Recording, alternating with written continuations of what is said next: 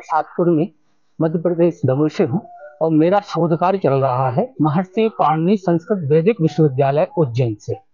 तो अभी हमारे विश्वविद्यालय का एक नई योजना आई हुई है कि जो गाँव में प्राचीन ज्ञान समाया हुआ है उस ज्ञान का अध्ययन करना।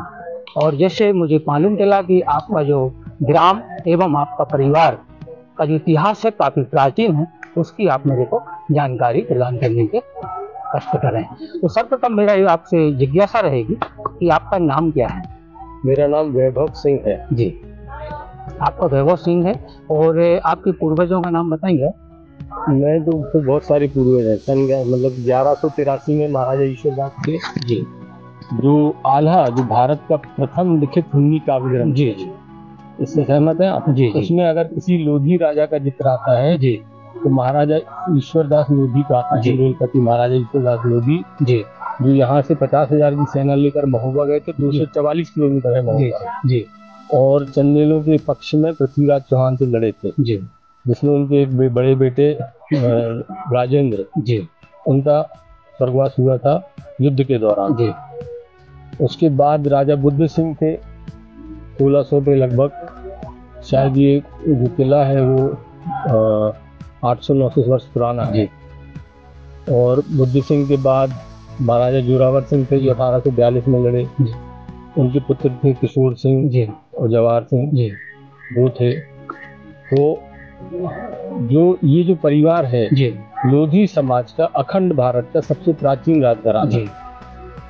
और 1842 की क्रांति से हमारे जो पूर्वज थे राजा हृदय शाह लोधी महाराजा था, उनके नेतृत्व में लड़ी गई थी, जिससे भारत को पुलिस, जेल और न्याय व्यवस्था हासिल हुई। 1857 में अंतिम समय तक राजा किशोर सिंह लड़े, उसके भी प्रमाण हैं। और अंतिम संधि राजा किशोर सिंह लोधी की अंग्रेजों के साथ हुई 31 अगस्त 1857 में। ब्रिटिशर्स ने आक्रमण किया था, बाकायदा लिखित ऑर्डर आए थे उनको कि हिंदूरिया गांव को पूरा नष्ट करना है और किले को जमीन से मिलाना है। तो पूरा गांव नष्ट किया था। 3 दिन युद्ध चला था और उस पूरे गांव को 8 पाउंड की तोप थी उनकी। 27-28 तोपें लाए थे ब्रिटिश सेना के लोग। बंगाल इन्फेंट्री थी, मद्रास नेटिव इन्फेंट्री थी, जबलपुर की छावनी थी, अपने सागर छावनी थी, ये सारी जगह से मिलकर पूरा गांव घेर के। उस समय का ये मध्य प्रदेश का सबसे बड़ा ग्राम हुआ था। और दमोह जिले की पहली मेटल रोड मतलब पक्की सड़क दमोह से हिंडोरिया 16 किलोमीटर बनी थी। तो पहली सड़क है। दमोह सागर सड़क नहीं बनी थी, दमोह जबलपुर सड़क नहीं बनी थी, परंतु दमोह हिंडोरिया सड़क बनी हुई थी, जिससे यहाँ पर अगर कोई विद्रोही गतिविधियां होती हैं तो सेना काल से पहुंच सके। मतलब अंग्रेज जो थे ना सबसे ज्यादा भयभीत थे वो हिंडोरिया था। तो हिंडोरिया शब्द जो आता है, तो हिंडोरिया जो गांव का नाम है, इसका इतिहास? ये हिंडोलपति पहले हिंडोले हुआ करते थे यहाँ पर। हिंडोले, हाँ जी। तो जो महाराजा ईश्वरदास लोधी थे सन 1183 में 1100 में, उनको हिंडोलपति बोला जाता है। हिंडोलपति जी। तो यहाँ हिंडोल जो बनते थे उसके कारण हिंडोलपति उनको बोला जाता था और फिर हिंडोल से हिंडोरिया नाम आया जी। तो यहाँ मैं देख पा रहा हूँ कि इधर कैमरा आप घुमाएंगे, काफी अवशेष दिख रहे हैं। ये दीवाली है ना? हाँ, ये दीवाली हैं। और यहाँ पर क्या था आप? क्योंकि ये पूरा जो यहाँ पर तहखाना है जी नीचे। अच्छा। और ये पूरा बैठक खाना था पूरा। अच्छा, सामने आप जो मैं जहाँ पर अभी अपन यहाँ कैमरा से देखते हैं तो ये प्राचीन किले का पूर्व दिशा की जमीन नीचे होना चाहिए। तो यहाँ पर जो हमारे प्राचीन ग्रंथों में वर्णित है और जो मैं इस किले में देख पा रहा हूँ, ईशान में तहखाना पहले किया जाता था। इसके अलावा पूर्व में यदि आपने बताया कि पूर्व में यहाँ पर सभा लगती थी, राजा वहाँ पर बैठते थे, जनता आती थी, तो उनकी जो समस्या है उनको सुनते थे और समस्याओं का निराकरण वहीं से करते थे। ये हमें एक अच्छा प्रमाण प्राप्त होता है। हमारे ग्रंथों में जो वर्णित है कि पूर्व में शूर पद के बाजू में सत्य पद होता है, जो हमारे सम्रांगण सूत्र एवं मय मतम में वर्णन है कि सत्य के ऊपर अपनी न्यायशाला होना चाहिए। तो ये इसको आपके जो किला है, प्राचीन किला है, आप जानकारी जरूर हाँ, तो बताया कि यहाँ पर सभा थी। इससे प्रमाणित होता है कि आपकी जो सभा है वो हमारे वास्तुशास्त्र ग्रंथों से बनाई गई हो गई है। और ये तो मैंने तहखाना खुद देखा हुआ है। और इसके अलावा हम यदि दीवाल को देख पा रहे हैं तो दीवालें, ये कुछ दीवालें की जो जुड़ाई की गई है वो मिट्टी से की गई है, और सामने मैं देख पा रहा हूँ चूना पत्थर। हाँ, इसमें कुछ चूना पत्थर की भी जुड़ाई की गई है। और अभी मैंने अंदर जाके देखा तो दीवालों में कुछ चोर रास्ते, हाँ चोर रास्ते, जो कि हमारे अर्थशास्त्र, कोटिल अर्थशास्त्र में जो वास्तु है उसमें चोर रास्ते का भी वर्णन है, वो भी मैं यहाँ पे देख पा रहा हूँ। 21 अगस्त और 21 अगस्त 1857 को इस गढ़ी के ऊपर अंग्रेजों के द्वारा अटैक किया गया था, तो उसका ये सबूत है जी। इसके बारे में आप थोड़ा सा बताएंगे। ये 8 पाउंड की जो तोप होती थी अंग्रेजों की, उसके गोले हैं ये, जिसके माध्यम से अंग्रेजों ने अखंड भारत पे शासन किया। 8 पाउंड की तोप को से वो पूरा सिस्टम नष्ट करते थे। 21 अगस्त 1857 में एक ऑर्डर हुआ था कि जिसमें हिंडोरिया को संपूर्ण रूप से नष्ट करना है जी।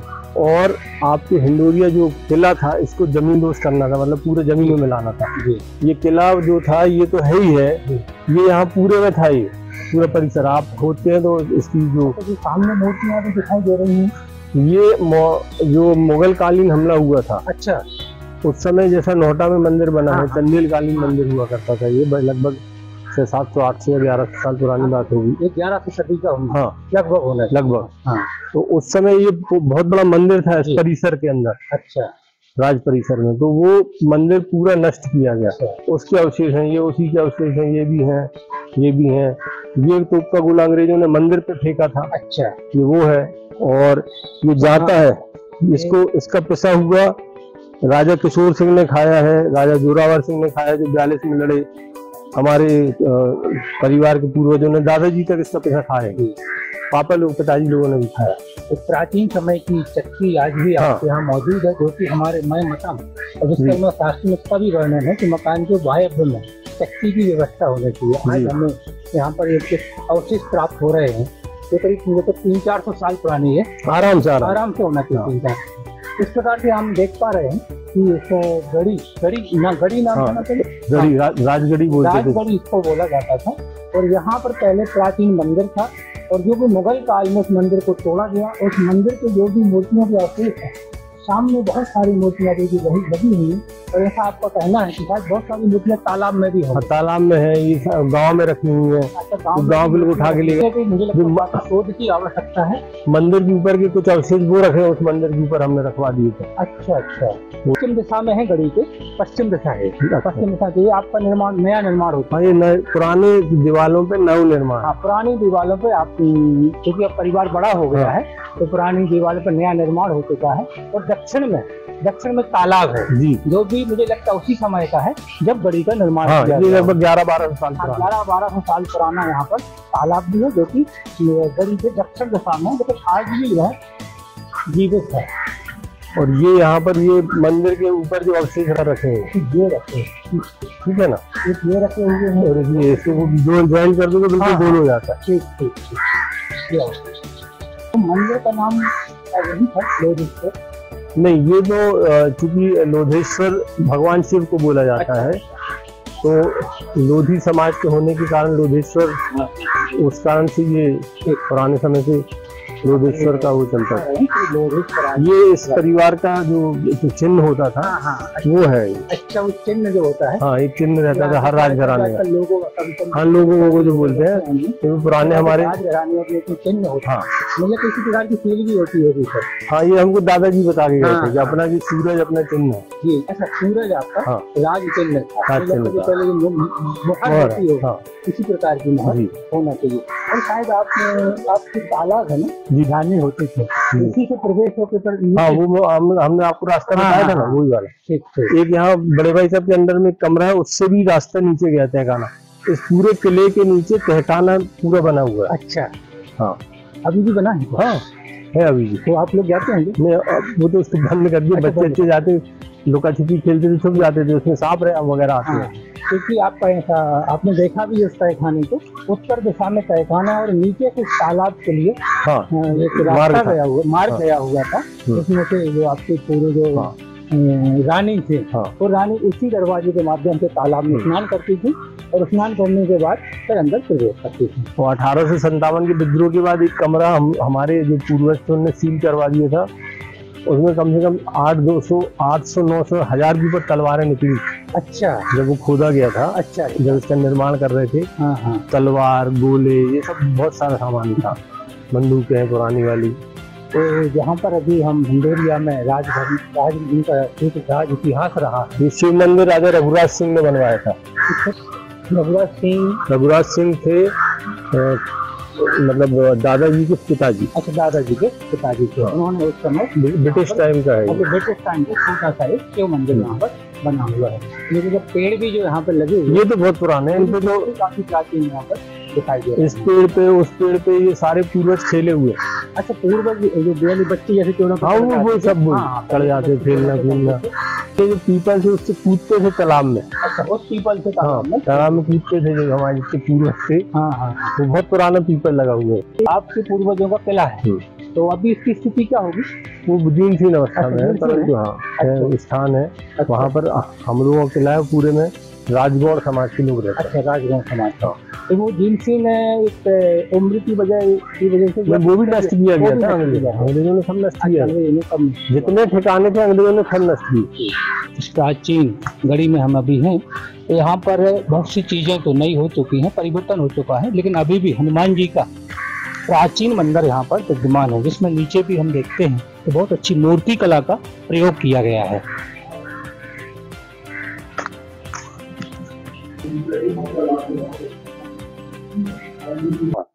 उसका मैंने अभी देखा कि पूर्व तो काफी खंडर हो चुका है, पश्चिम में नया निर्माण काफी हो चुका है, लेकिन उत्तर वाला जो मुख्य द्वार है आपका, ये आज भी जीवित है और इसका उपयोग भी हो रहा है।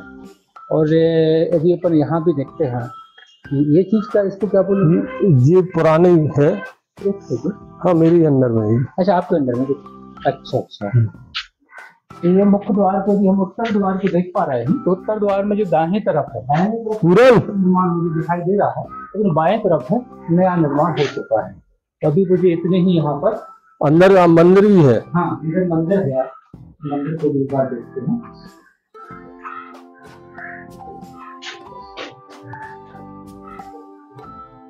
ये पुराना मंदिर है शिव जी का, और ये 1000 वर्ष से ऊपर पुरानी देवी है। हाँ, अब क्योंकि प्राचीन गढ़ी के अंदर आ चुके हैं, तो ये मंदिर है, मैं जहाँ तक समझ पा रहा हूँ, ये मंदिर गढ़ी के केंद्र में होना चाहिए शायद। हाँ, ये लगभग केंद्र में होना चाहिए, क्योंकि केंद्र में जो मध्य में आंगन की व्यवस्था हमारे वास्तु ग्रंथों में भी है। एवं यहाँ पर भी मैं देख पा रहा हूँ चारों तरफ निर्माण है, और मध्य में ये चबूतरा है छोटा सा, उसके शिव जी का मंदिर भी है। कितना वर्ष पुराना है वो मंदिर? ये तो 1000 वर्ष से ऊपर। 1000 वर्ष। तो आप ये पूरा आंगन था पहले, ये आंगन था, ये आंगन था, हाँ, ये पूरा आंगन था, ये पूरा आंगन था। और मंदिर के ठीक पूर्व में वहाँ पर वेदी भी बनी हुई है। तो वेदी भी, मुझे लगता मंदिर कितना पुराना है उतनी, हाँ, वेदी बहुत होना चाहिए। तो वेदी को भी हम देख पा रहे हैं, जो हमारी वेदी बनाने की शास्त्रोक्त व्यवस्था है, उसी प्रकार से वेदी बनी हुई है। क्योंकि इस गढ़ी का इतिहास काफी पुराना है, और यह पुराना है, तो यहाँ पर पूर्व में खंडहर, उत्तर में तो मुख्य द्वार को जीवित होने प्राप्त हुआ है, पश्चिम में निर्माण हो गया है, लेकिन मध्य केंद्र में पुराना मंदिर, छोटा सा मंदिर है, और यहाँ पर वेदी है वो विद्यमान है।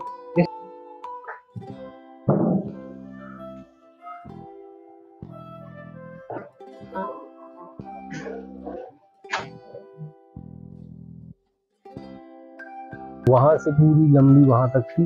तो यहाँ पर ये गढ़ी बनी हुई है, गढ़ी के ठीक उत्तर में, और उससे क्योंकि यदि हम गौशाला को देखते हैं तो इससे भी ऐसा प्रतीत हो रहा है कि काफी सैकड़ों वर्ष पुरानी, हाँ, पुरानी उसी समय की बनावट की दिख रही है। तो वहाँ के दरवाजे भी उसी प्रकार के दिख रहे हैं। दीवाली वाले देखो ना, सब चौड़ी चकड़ी है।